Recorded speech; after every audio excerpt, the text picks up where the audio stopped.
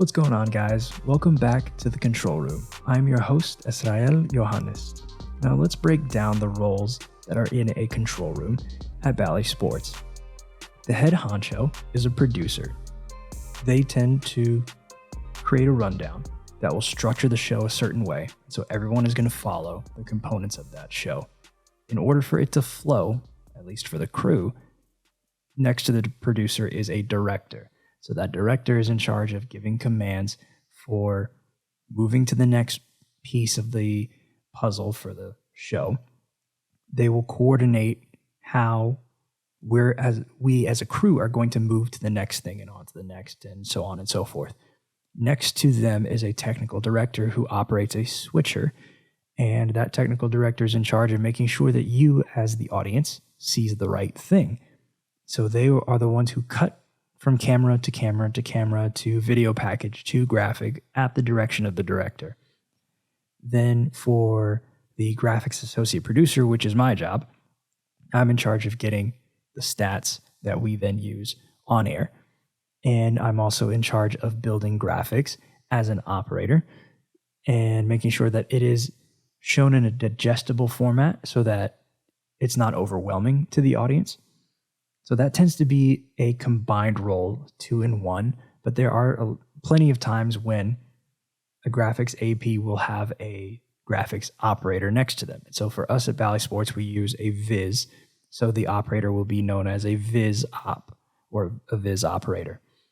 So then next to the graphics AP is the EVS operator, who's another associate producer, and they are in charge of getting video footage, replay, making sure that there is another angle for something that you had just seen. The producer will call on the EVS operator to get a certain play, and then that EVS operator will get multiple camera angles and sequence it in a way where you as the audience can see multiple angles of the same thing. And so that way you get a better view of what happened so that you're not confused as to what a referee might call or what exactly happened on a certain play, just to see the significance of what it is. And then to make sure that everything doesn't blow your ears out, there's an audio person in the back, and they are in a booth where it's dead in the room and it's soundproofed so that it doesn't bother any of us in front of them. And then they can test all the levels and make sure that the sound quality is good to go for a broadcast. So the director will call for them for music or for making sure that the graphics machine has its audio levels up, or that the spot box, which can run a transition for the technical director, is also up. It can also make sure that the mics for the talent are up. Without the audio person, you can't hear anything, and hearing is half the battle. So those are the pieces that make a control room move the way that it does. At Bally Sports, we also have a Bally Bar operator who isn't in the control room, but they are a piece of the broadcast puzzle. And the director will also call on them to make sure that the bar actually gets on the screen and off the screen. And it'll be filled in with notes in the pregame or with stats in the postgame. And it'll give you records early, or it'll give you the score depending on what point of the day it is. And you'll also see a cycle of other games around the league that are running on an automated system. And so at least you stay updated as to what's going on around the league. And then obviously there's talent who is at the desk, and they're the ones who run whatever is in the producer's head and showcase it for all of you. So you see what talent will say. Normally that tends to be prepared so that they can be quick and they can fill in the airtime that they have. But it's within the structure of the show. It tends to not go off script, for lack of a better term. But without good talent, the show can't run. So everyone is a piece of this. And when everything is running smoothly, that's when you know you have a good show. So now we will go to the Mavs' last 4 games. The first of those 4, November 1st, was at home against the Bulls. It was a win of 114-105 being the final score. Grant Williams and Tim Hardaway Jr. essentially showed out. They led the way in scoring. Luka didn't do so well in this game in terms of his scoring average. But with those two guys up front, Luka didn't really have to shoulder that much of a load. And Derek Lively also set a new career high in rebounds in this game. Moving on to Friday, November 3rd, at Denver, it was a loss, 125-114, and it was also an in-season tournament game for both teams. Luka led all scorers with 34 points, but Nikola Jokic, Jamal Murray, Aaron Gordon, and Michael Porter Jr. all contributed in ways where it was just too much for the Mavs. But on to the next game. November 5th, at home versus the Charlotte Hornets, was a win, 124-118. And it was a second-half comeback for the Mavs' fifth straight clutch win. The Nuggets game was not a clutch loss because the margin never got to 5 within the last 5 minutes, so it didn't affect the clutch win streak to start the season for the Mavs. And then Derek Lively also set a new career high in rebounds in this game, only 2 games after setting his previous high. Then the Mavs played a back-to-back, had to fly to Orlando and play a game at 7 o'clock Eastern, and they won that game 117-102, but it was a second straight second-half comeback. And it also happened to be their 6th straight clutch win. So we're going to break down all those numbers and show the significance of everything behind each of these games. Now, how would a producer or a graphics AP, like myself, present these stats? Just like last week, 1, look for trends compared to the last season. 2, focus on the points of contention from the last 2 weeks, which for me have been rebounding, 3-pointers, free throw percentage, second chance points, points in the paint, fast break points, and clutch games. And then establish where the team is now. That's the third point. Because we're 2 weeks into the season, we can kind of demonstrate with stats an identity for these teams. Although it may not hold because teams can evolve over time, this is just where we see these teams to be. And for the Mavs, I'm figuring out where they are as of right now. So let's start with the first game, Chicago at Dallas. Some notable stats for the Mavs were their rebounding. They had 45 rebounds, which was a margin of +2. Significant considering Nikola Vucevic was on the other side with a 21-point, 20-rebound double-double, so hats off to the Mavs for actually out-rebounding the Bulls as a whole. The Mavs shot 20 for 48 from 3, which was 41.7%. We'll get to why that number actually, at least why the field goal made numbers matter there. From the free throw line, the Mavs shot 20 of 28 compared to Chicago's 10 of 11. So the Mavs got to the line more often. They utilized it, they capitalized on it, and it helped out for them.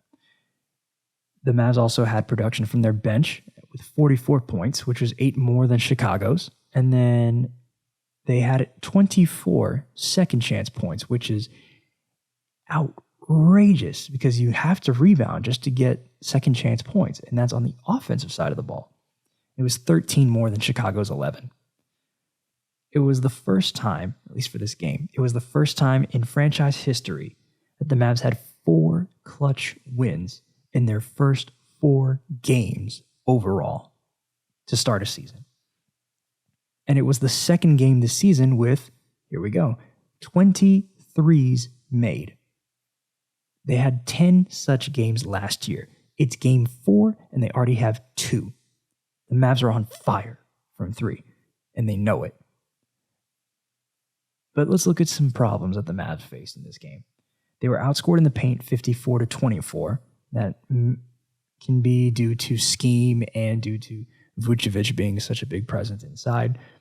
The Bulls are not a 3-point shooting team like the Mavericks are. They tend to utilize the mid-range more than most other teams, but they also do capitalize in the paint.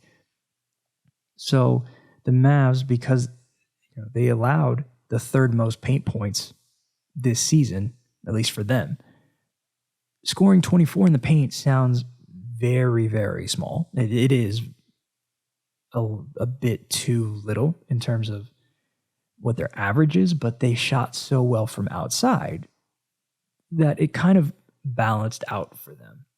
They also shot really well from the free throw line, so that also helped out with that. So for the Mavs, they found other ways to score when the paint didn't work out for them, which is the whole point. But it's good to note what this margin is. The Mavs were, through this game, outscored in the paint on an average of 13.4 points per game.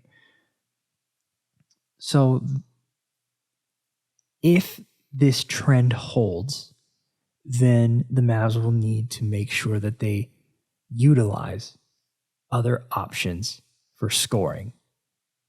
So if they know that they're going to go into a game and they're not going to be able to outplay their opponent in the paint, then they know that, okay, they got to get more free throws. They got to make more threes. They have to operate in the fast break. They have to get more second chance points.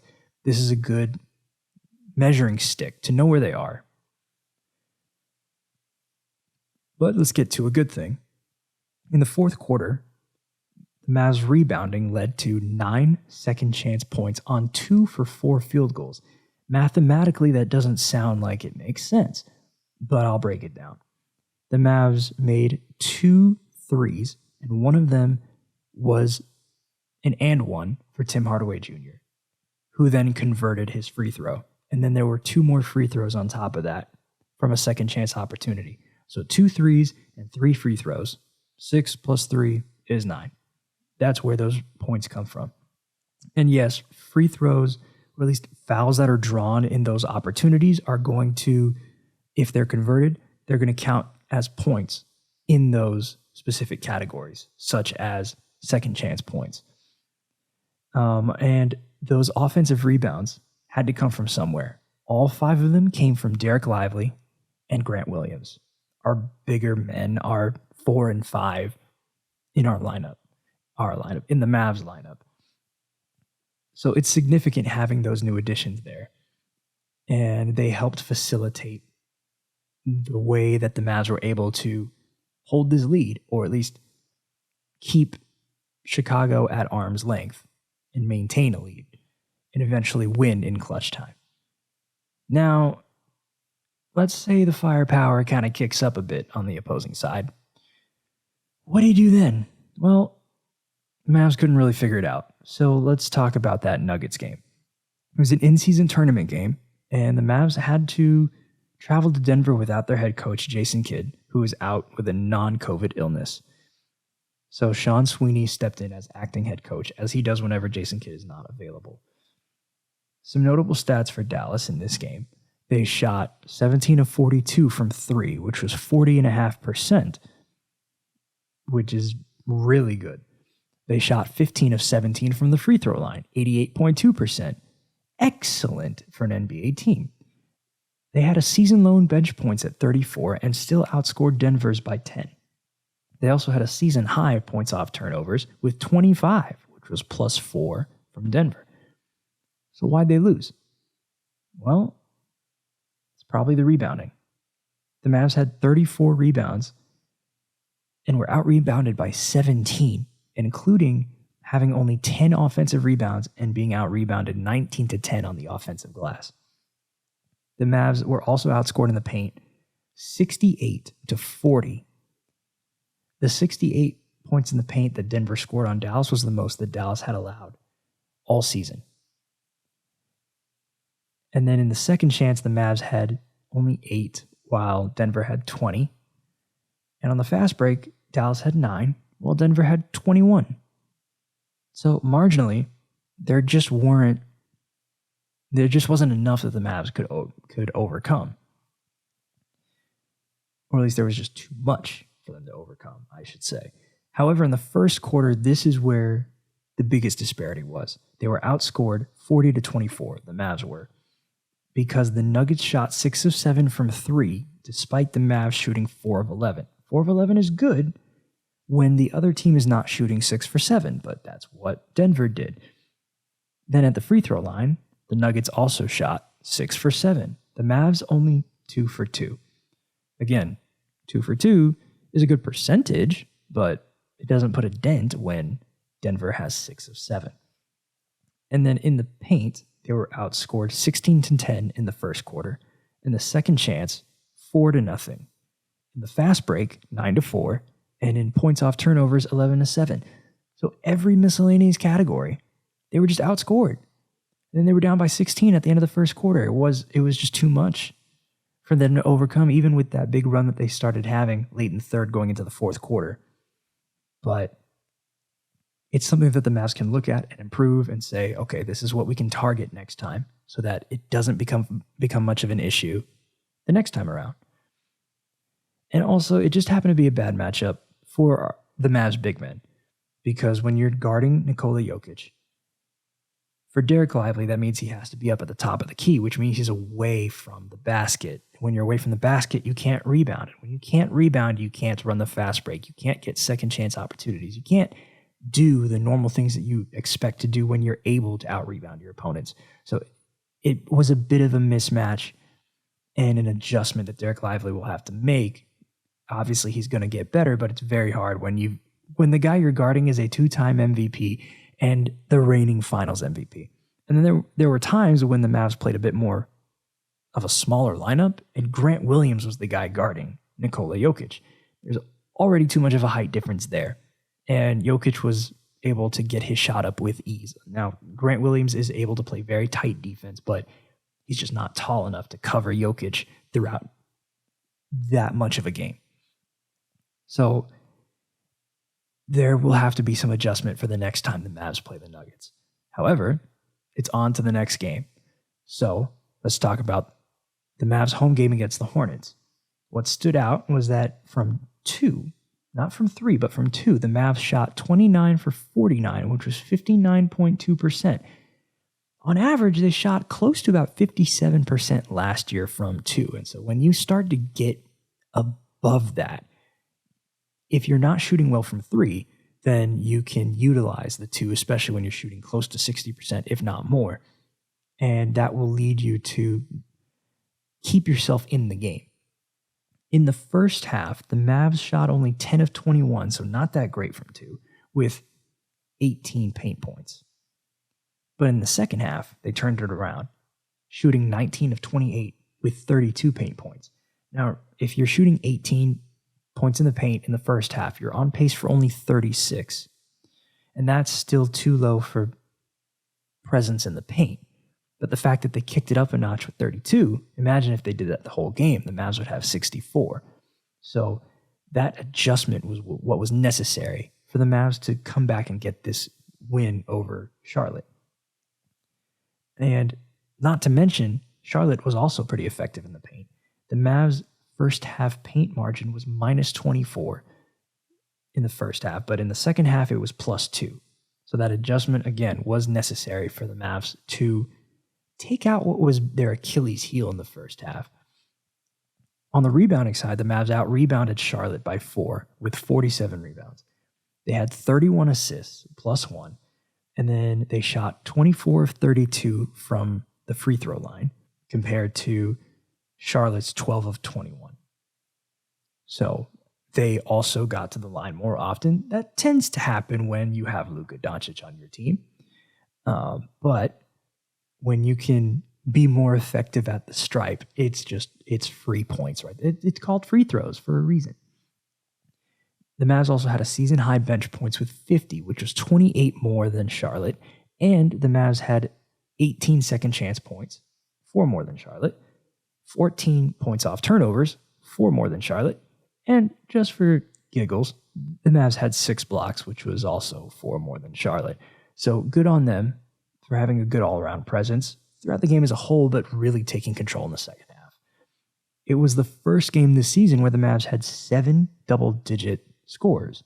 And this is something that I tend to track throughout the entirety of a season. Last year, for some reason, having 5 double-digit scores was not enough for Dallas, but having 6 flipped the script. So if you can have at least 6, especially 7 or even 8, you tend to be successful in games, and this was no different. Now let's look at some problems for this game, the Mavs had 50 paint points, which for them is good, but they gave up a new season high of 72. It's last year when the Mavs gave up 70 or more, they went 0-3. Somehow they won this game, but this is not really a sustainable thing for the Mavericks. It's best to not let your opponent score 70 or more in the paint. But the Mavs found a way to get the win. It was in the clutch, but they got the win. So last season they were 0-3. This time they're 1-0. Derek Lively set a new career high with 14 rebounds to go along with his 15 points. And of those 14 rebounds, 3 of them were offensive. This happened to be his second career double-double. So he's doing pretty well for a rookie in his first couple weeks. And then, again, this was the 5th straight clutch win for the Mavs to start the season. I don't really have any significant note for that because I'm including what happened the next day. So let's go to the next day. The Mavs flew to Orlando, played the Magic, and what stood out, at least to me, was that from 2, again, they shot 26 of 42, which was 61.9%. Again, once you're over 60%, if you're shooting below 40% from 3, it's optimal to kind of stick to the 2. But, I mean, this is really good, especially against a team that's very tall. The Mavs happened to be out-rebounded, though, 38-31. In the first half, they were out-rebounded by Orlando 20-10, and they ended up being down 13 at the half. But in the second half, they flipped the script.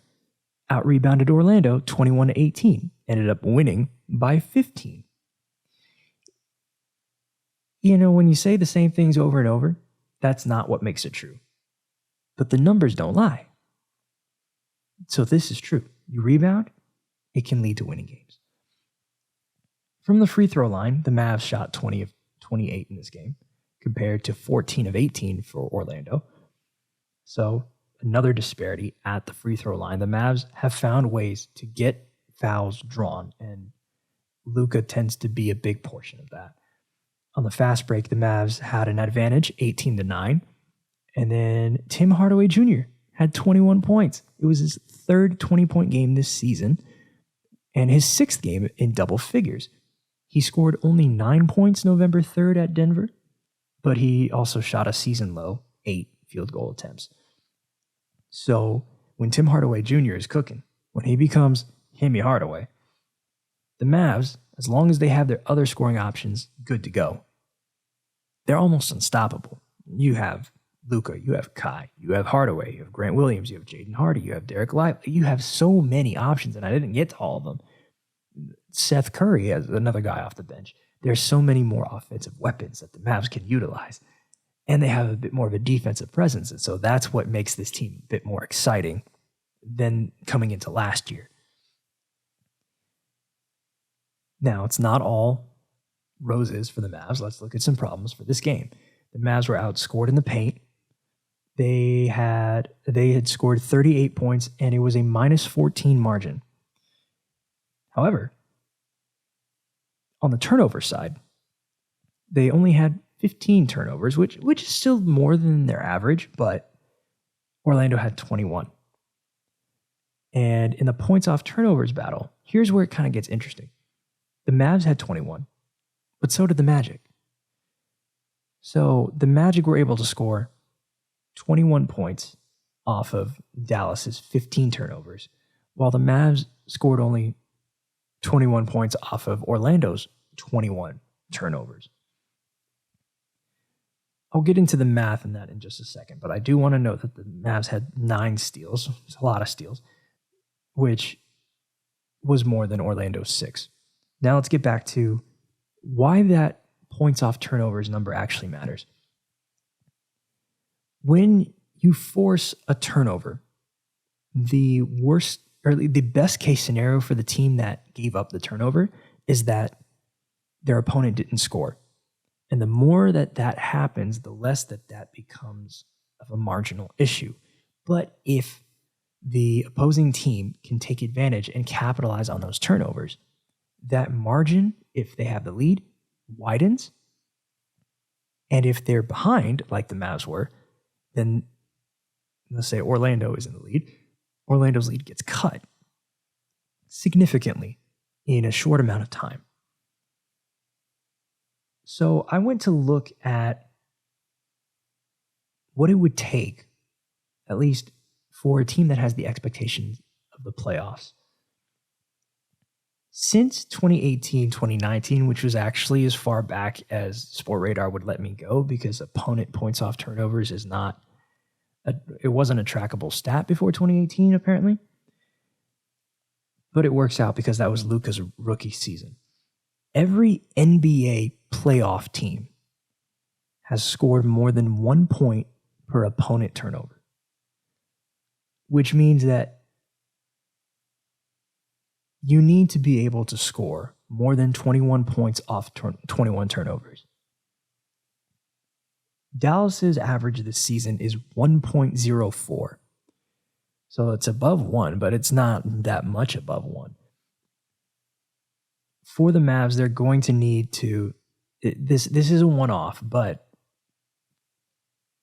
they do need to know that this can't continue, that they have to be more merciless when it comes to taking the ball away and then capitalizing on those turnovers. They can't let, an Orlando turnover end up being a Dallas turnover and then just being more of a stalemate and both teams having one less field goal. For the Mavs to really blow out teams and compete with good ones, they're going to need every point possible. And this is one of them. They have to capitalize on these turnovers. But let's get to the good stuff. The Mavs had 3 20-point scores in this game. Only the second game this season. I say only as if 7 games haven't gone by. Last season, the Mavs were 9-14 in games where they had 3 or more 20-point scores, which that had to do more with the second half of the season. They had 20-point scores. They just kept losing games. But overall, under 500. This season, they started off 2-0. The first game last season was the Phoenix opener. So for the Mavs to already be 2-0, it's a much better start than they were last season. And in the clutch, it was the Mavs' 6th straight clutch win to start the season. Here's the important note now. The Mavs are now the 5th team in NBA history since 96-97, which is as far back as this can go, to start 6-0 in the clutch within their first 7 games of a season. And I have the report pulled up in one of these tabs. Let's just make sure it didn't go to sleep.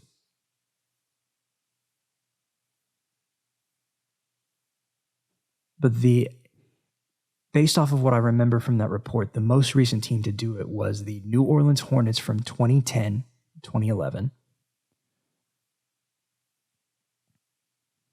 And then before that, I believe it was 03, 04. So now it's starting to load up. I just have to make sure that these settings are correct. So let me make sure that I have this right. First 6 games through team game number 7. And then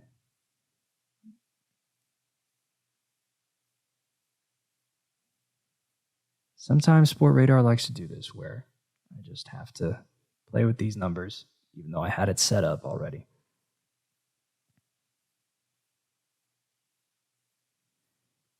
And so when I go back by team, and I separate it by team, here we go. The Mavs this season, New Orleans Hornets from 2010-2011, 03-04, the Indiana Pacers, 2000-2001, Philadelphia 76ers. Yes, Allen Iverson's Philadelphia 76ers. And then 1997-1998, Atlanta Hawks. So these were pretty good teams, to say the least. I mean, to have this kind of a start in the clutch is significant, especially if the Mavs can keep it going. So we'll see how far they go. But it's a great start right now. Now, let's talk about Derek Lively and Grant Williams, the center and the power forward that is playing a big factor. Derek Lively is improving the rebounding game. Great asset in the pick and roll. A lob threat that can catch anything. So it's great to have him, as I've said over and over, numerous occasions. It's great to have him than to not have him. Grant Williams has been a three-point threat. Very strong defender. He's limited in size of power forward, considering his height, but he's excellent in most lineups, such as small ball, fast break, transition opportunities. Even in isolation, he's a great wing three-point shooter that can catch and shoot whenever Luka or Kyrie draws in defenders. And so he'll make you pay from the corner. Really make you pay from any of those zones because he's a great three-point shooter. So it's just great to have those guys. And then I'd be remiss if I didn't talk about Luka and Kyrie. So Luka is one triple-double shy of tying Larry Bird for 9th all-time and leads the league in points created at 53.9, which means points scored plus assisted. So not only is he scoring a lot of points, but he's also responsible via assists for a lot of offense. So he leads the league in that category. Kyrie Irving is 13th in the NBA in points created with 39.2. Last season, Luka and Kyrie ended the season as the highest scoring duo in the NBA with 59.4 points per game. And this season, they have the most points created by a duo in the NBA with 93.1. The second most duo with points created is Philadelphia's Joel Embiid and Tyrese Maxey at 90. So again, a lot of offense rolling through these two. And now the Mavs are finding other ways to score. As I said, not only in the preview, but even last week, they are continuing to utilize these miscellaneous categories. The second chance, points in the paint, fast break points, and the points off turnovers. So in the second chance, the Mavs now average 15.1 second chance points per game this season, which is 10th in the NBA. The league average is 14, so the Mavs are already doing much better, and the rebounding is showing it. Last season, again, they only had 10.9, which was 29th in the NBA. In the paint, however, the Mavs have fallen back. They are only scoring 41.7 points in the paint compared to their 42.8 points in the paint last season. Both were 30th in the NBA. The league average this season is 50. So the Mavs do have to be better in the paint, especially in those games where they're not going to shoot well from three because they can't just shoot the lights out from three every game, but they can be more consistent in the paint. On the fast break, the Mavs average 13 fast break points per game, which is only 22nd in the NBA. And the league average this season is 14.8. So they haven't really hit that average yet, but they have hit more than they were last season, which was 11. And that was 29th in the NBA last year. And then for the points off turnovers, the Mavs average 16.3 points off turnovers per game this season, which is 23rd in the NBA. And last season, they had 16, which tied for 21st in the NBA. The league average this season is 17.8. And so, again, when you force turnovers and when you take care of the ball really, really well, you need to make your opponent pay. And so any opportunity you can get at scoring points off of their turnovers, you got to take it. When we come back, we're going to talk about the New Orleans Pelicans. As I said in the tease last week, I'm working more Pels games recently and upcoming. And so I got some thoughts on them, just some quick thoughts. But we'll get back in a moment.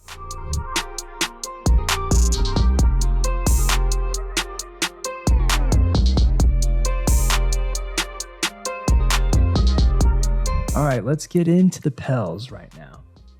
So, the Pelicans, I'm going to, at least for their season, I'm going to do a breakdown rather than doing game by game like I do for the Mavs. Let's talk about what the Pelicans are doing well. They opened the season with 21 turnovers at Memphis, which was obviously not great. It was too many. But since then, the Pelicans have averaged 11.8 turnovers per game, which is second in the NBA in that span. So they've done a lot better at holding on to the ball. They also opened the season with only 7 fast break points at Memphis. But since then, they've averaged 16.8 fast break points per game, which is 10th in the NBA in that span. So, a couple of hiccups in that season opening win, but since then, it hasn't been as much of an issue. But let's look at the Pelicans' weaknesses. They opened the season with 25 second chance points at Memphis, which was already so many, right? Their rebounding led to those second chance points opportunities and helped them really take down the Grizzlies in a way that I guess most people weren't expecting, especially because with the Pelicans, they were having some health issues, and we'll get into the health of the team in just a moment. However, in the second chance, the Pels have only passed 15 points one other time, where they scored 27 at Oklahoma City. And since the season opener, the Pels average only 13.8 second chance points per game, which is right in the middle of the pack. It's about 15th in the NBA. So it could be better, but it's something to take note of. As I do for the Mavs, it's not just because it's the Mavs that these stats show what I'm talking about. This is for every team. But something that we are starting to notice, at least those of us who are broadcasting the Pels, are noticing a quarterly scoring disparity. Why that is somewhat uncertain, but I'm going to try to break down what I'm seeing and potentially diagnose what's causing the problem. So in the first quarter, the Pels are averaging 27 points per game, which is 22nd in the NBA. And for all these quarters, I also have rebounding numbers. They have 12.6 rebounds in the first quarter, which is tied for 6th. In the second quarter, things go through the roof because they score 32.3 points per game, which is first in the NBA. They have the highest scoring offense in the second quarter in the NBA. They only average 12 rebounds in the quarter, which is tied 8th in the NBA. In the third quarter, their points dropped to 24.1, which is 29th in the NBA. That is such a dramatic drop from the second to the third quarter, and it's really showing in every single one of these games. They're also only getting 8.6 rebounds per game, which brings them down to 28th in the NBA in the third quarter. And then in the fourth, their point total goes up to 25.9 points per game, which is only 25th in the NBA. And then they only grab 9.9 rebounds per game, which ties them for 21st in the NBA. So not as good in the second half as they are in the first half, especially between those second and third quarters. So this may not be the same case every game, but from the games that I have seen and from the stats that I have been able to pull from these games, there are two main things that I'm noticing. In the paint, defensively, in the 4 Pelicans wins, right now the Pels are 4-3 within their first 7 games. The Pels allow 49.5 paint points per game. In their 3 losses, they allow 58 paint points per game. Now, as I said when I talked about the Mavs and their paint points, the league average, if I just scroll up real quick, is 50. So when you hold your opponent to just around 50 for the Pels, you tend to do a better job, and it can lead to more wins. It can result in easier opportunities for you to overtake your opponent. But when you give up 58 per game, that's one of the reasons, not the main reason, but it can be one of the reasons why you end up losing. Now let's go through a quarter-by-quarter breakdown in all 7 of these games. And these are specifically points in the paint that are allowed by quarter. In the first quarter, the Pels allowed 12.6. Second quarter, 13.1. Third quarter, 15.7. and fourth quarter 11.7. So they don't seem, as a whole, you're like, why does this matter? It's really the third quarter numbers where they have such a scoring disparity. They already score the fewest points of any of their quarters in the third, and they give up more paint points in the third than they do in any other quarter. So you have two different forces that are cutting into whatever lead the Pelicans have, and it's causing this disparity, this imbalance, and these collapses that tend to show themselves from the second to the third quarter. And it's not just in the paint, it's also outside at the three-point line. The three-point defense for the Pelicans, let's break it down by quarter across all 7 games. The Pels' opponent three-point field goal percentage on three-point field goal attempts in the first quarter is 28.8% on 9.4 attempts. That's a good percentage defensively. You want to hold your opponent to under 30% three-point shooting. It's significant. It gets even better in the second quarter. It's 20.2%. 20.2% on 12 attempts. So not only are the Pels opponents shooting more threes, but they're missing so many.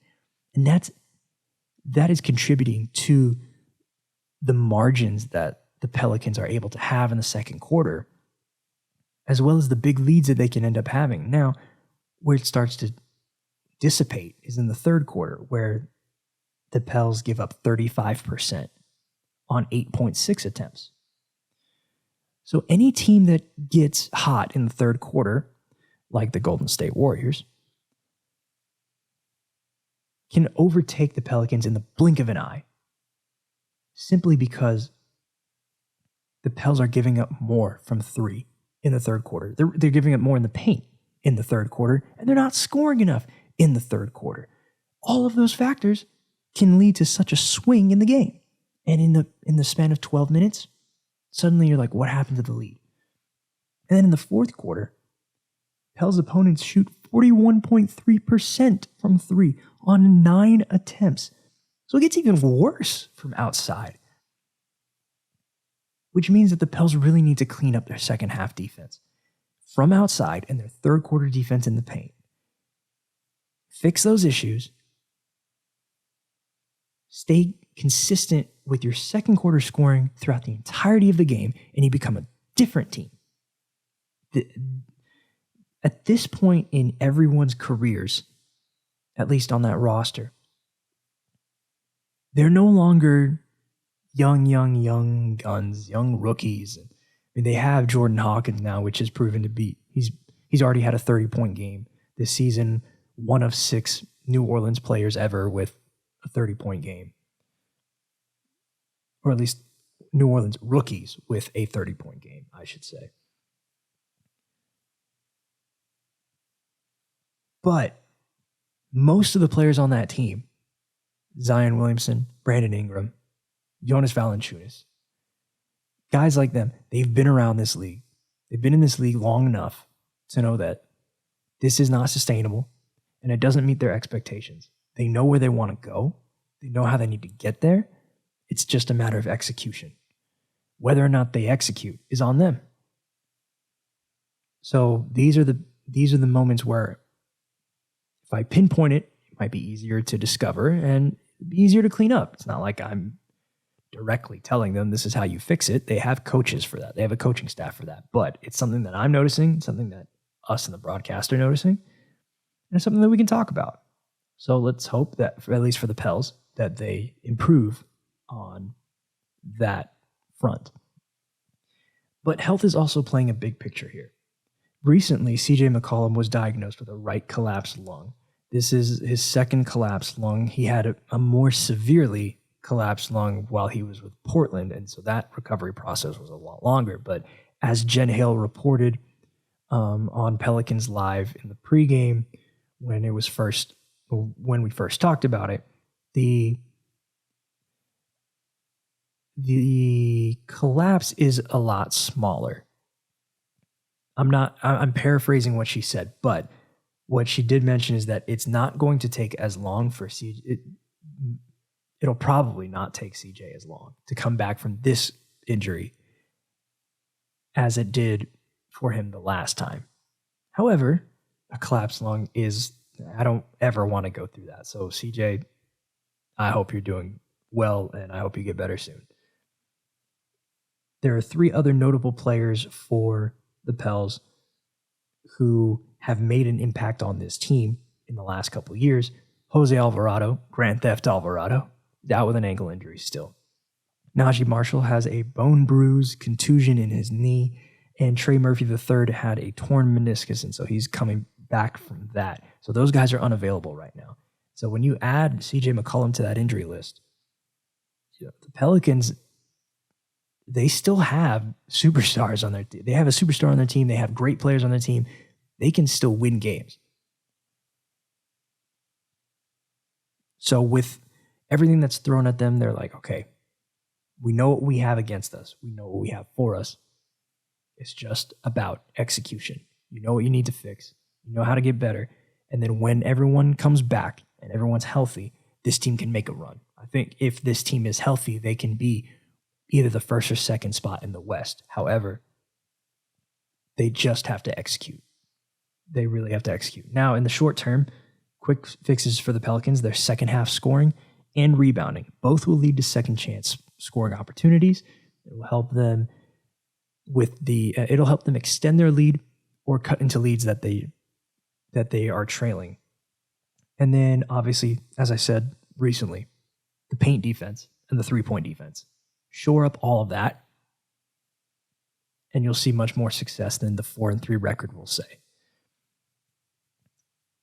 So we'll talk about the Pels more often as the season goes along, as I work more Pelicans games. But let's transition to the next thing. When we come back, we'll talk about the in-season tournament and some upcoming topics, like James Harden. Why?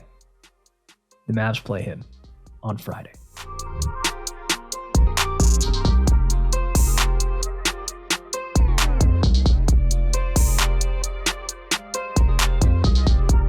For the last segment, let's talk about the James Harden trade, the in-season tournament, and some upcoming matchups and the topics that we'll tease for next week. First things first, James Harden found his way out of another team. Again, Philadelphia let him go and sent him to the Los Angeles Clippers. Now, I have the report from Adrian Wojnarowski, who broke the news in the dead of night. The Philadelphia 76ers sent James Harden, PJ Tucker, and Philip Petrusev to the Clippers for Marcus Morris, Robert Covington, Nick Batum, KJ Martin, and a load of picks. And this is where it kind of gets interesting, as if the trade itself wasn't already interesting. The Clippers are sending a 2028 unprotected first-round pick, 2 second-round picks for 2024 and 2029, a 2029 pick swap, and an additional first-round pick from the Oklahoma City Thunder. So why the Thunder are a part of this is, it's part of the package to send that many picks out, but in order to do it, there needed to be a team willing to take on some kind of a swap. So the Clippers are sending a 2027 first-round pick swap to Oklahoma City, which then clears the way for Oklahoma City to move a protected 2026 first-round pick to the Sixers. So that's kind of how they got that deal to work. And then the Sixers are going to waive Danny Green, unfortunately. 3-time champion, good 3-point shooter, but that is to create roster space for the trade.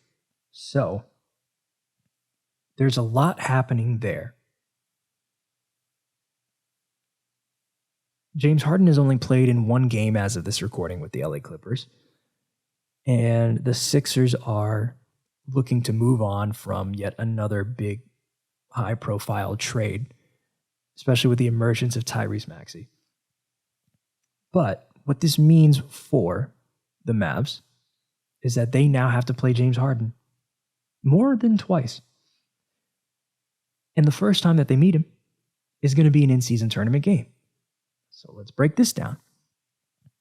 The Clippers will visit the Mavs at the American Airlines Center. Both teams are part of West Group B. And this game is set to tip Friday, November 10th at 7:30 p.m. Central. Now, let's look at the Mavs' remaining in-season tournament games. After that Clippers game, the Mavs have Tuesday, November 14th at New Orleans, the Pelicans, at 7 p.m. Central. And then their final game is 2 weeks after, Tuesday, November 28th, versus the Houston Rockets. So the Mavs will be at home for that game. And that is at 7:30 p.m. Central. Let's also look at the Pelicans' upcoming in-season tournament since they're in the same group. Their first in-season tournament game will be Friday, November 10th at the Houston Rockets at 7 p.m. Central. Then on Tuesday, same game I had just mentioned, they will host the Mavericks at 7 p.m. Central. And then Friday, November 17th, just 3 days later, they will host the Denver Nuggets at 7 p.m. Central. And then Friday, November 24th, they will go to Los Angeles and play the Clippers with a 9:30 p.m. Central tip. So all you hardcore fans, be prepared to stay late. Basketball is good late at night. All right. Now that we've gotten through the in-season tournament, next week what we'll go over is a recap of week 3, like I did with week 2, and we're gonna have more teams that have at that point participated in the in-season tournament. So we'll kind of see how it's all shaking up at that point. It's obviously not going to be a full picture, but with standings starting to be more established, we can take a look at that as well. And before we go, last week, I recorded episode 2 after game 4 of the World Series, and the Texas Rangers were only up 3-1. Since then, the Rangers clinched their first ever World Series in game 5. And I happened to work the Bally Sports post-game show for that game. And so we were all just ecstatic. We had a lot of work to do, making sure that we had a good show, but the excitement of something that's never happened before, something that we as a fan base had tasted and come close to twice before, but never gone over the hump. And now to see this team do it, it makes my teenage self very happy, considering I was 14 and 15 years old, respectively, in those first 2 World Series appearances. So it's just, the parade looked like it was a lot of fun. I did not go because I had to work the Mavs Nuggets game, but the excitement that the Rangers have brought to the Dallas-Fort Worth Metroplex, it's insane, especially considering this team was built to run for the World Series title next year. So to have this one already under their belt, oh boy. Chris Young, Bruce Bochy, wonderful job. And then, not everyone can win. The Cowboys unfortunately lost to the Philadelphia Eagles at Lincoln Financial Field. The way it ended, it's a bad reminder of how other important games have ended. But, there's a light at the end of the tunnel. The Cowboys play the New York Giants next at home. So it's another opportunity at a bounce-back game. However, I would like to see the Cowboys shore up on the offensive line, give Dak more time, have more of a running presence, because the Dallas Cowboys, if they want to get to a Super Bowl, they can't lose to teams that are over 500. Obviously, that's too simplistic of a take of, you're playing well against bad teams and playing poorly against good teams. The Cowboys had a good chance at winning this game. And as the season continues, there will be more stats that dictate this is what the Cowboys are doing well. This is what the Cowboys need to fix. but every divisional loss kind of sucks. So let's move on from that, shall we? Let's go over the national NBA tip-off schedule. The San Antonio Spurs will play the New York Knicks at Madison Square Garden on Wednesday, November 8th at 7:30 p.m. Eastern, 6:30 Central on ESPN, followed by the Golden State Warriors at the reigning champion Denver Nuggets, Wednesday, November 8th, 10 p.m. Eastern, 9 p.m. Central on ESPN, NBC Sports Bay Area, the Bay Area local affiliate, and Altitude Sports, which is Denver's local affiliate. And then for local NBA tip-off, for those of you in the Dallas markets and the New Orleans markets and so on and so forth, the Raptors will play the Mavs on Wednesday, November 8th at 8:30, 7:30 Central on TSN and Bally Sports Southwest. The Pelicans also visit the Timberwolves Wednesday, November 8th at 8/7 Central on Bally Sports New Orleans and Bally Sports North. So if you're in those markets, you got your teams playing at the same time. It's pretty good. Then, on Sunday, November 12th, both of these teams go head-to-head. Mavs play the Pelicans in New Orleans, Sunday, November 12th at 7/6 Central on Bally Sports Southwest and Bally Sports New Orleans. And I get to work Mavs live on that one. So, come through. Watch the show. Have a good time. All right, that's it for me. Thanks for listening. Thanks for watching. I'll see you in the next one. This is Esrael Johannes, signing off.